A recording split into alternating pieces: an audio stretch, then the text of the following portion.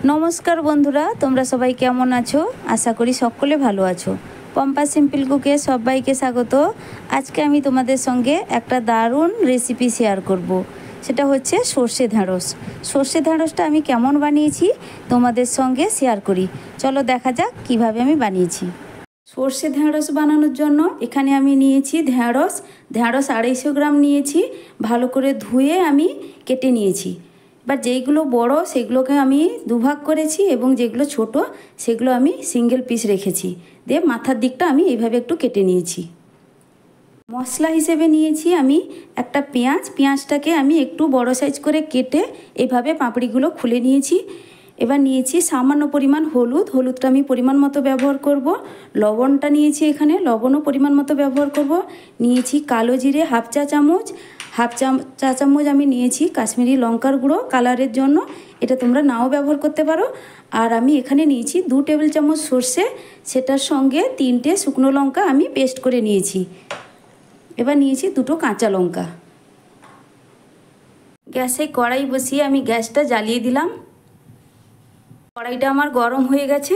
এবার আমি কিছুটা পরিমাণ সর্ষের তেল দিয়ে দিচ্ছি। তেলের উপর সামান্য পরিমাণ আমি এখানে লবণ দিয়ে দিলাম। এবার আমি ঢেঁড়সগুলো লালচে করে ভেজে নেব।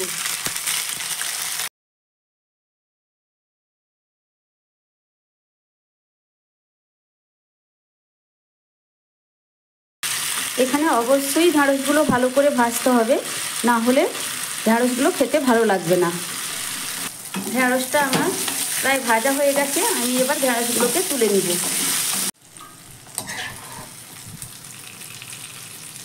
সেই কড়াইতে আমি আবারও সামান্য পরিমাণ তেল দিয়ে দিলাম, প্রায় 1 টেবিল চামচ মতো। এবার আমি তার উপর কালো জিরেটা দিয়ে দিচ্ছি।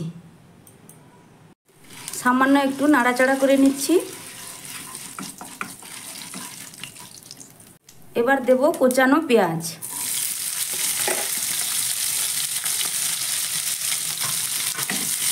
পেঁয়াজটাকে আমি হালকা করে ভেজে নেব। পেঁয়াজটা আমার হালকা করে ভাজা হয়ে গেছে। এবার দিচ্ছি লঙ্কা গুঁড়ো।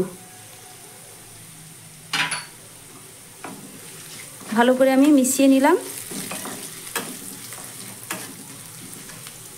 এবার দিচ্ছি সর্ষে বাটা, সঙ্গে সামান্য পরিমাণ আমি এখানে জল অ্যাড করছি।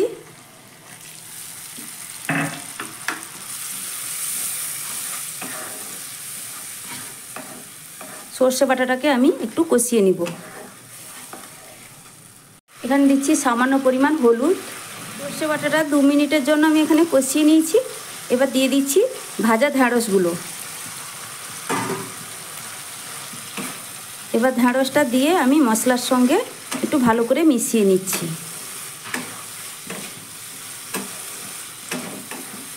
1 মিনিটের জন্য আমি এইভাবে ভালো করে ঢেঁড়স আর মশলাটা আমি এইভাবে ভেজে নিচ্ছি। এবার দিচ্ছি সামান্য পরিমাণ লবণ। যেহেতু ঢেঁড়স ভাজার সময় আমার লবণ দেওয়া ছিল, লবণের পরিমাণটা একটু দেখে বুঝে দিতে হবে।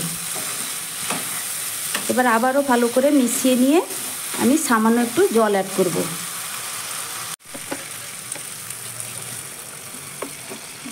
এবার জলটা আমি খুবই সামান্য দিয়েছি।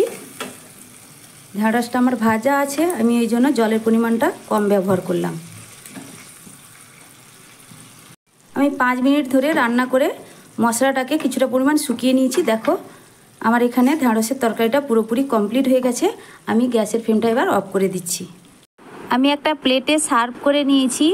দেখো সর্ষে ঢেঁড়সটা কতটা সুন্দর হয়েছে, খেতে খুব অসাধারণ হয়। বন্ধুরা তোমরা একবার হলেও বাড়িতে ট্রাই করে দেখবে, দিয়ে আমাকে কমেন্ট করে জানাবে। যদি ভালো লেগে থাকে তাহলে লাইক শেয়ার সাবস্ক্রাইব করে পাশে থাকার অনুরোধ রইল। আজকের মতো টাটা, ফিরে আসছি নতুন এক রেসিপি নিয়ে।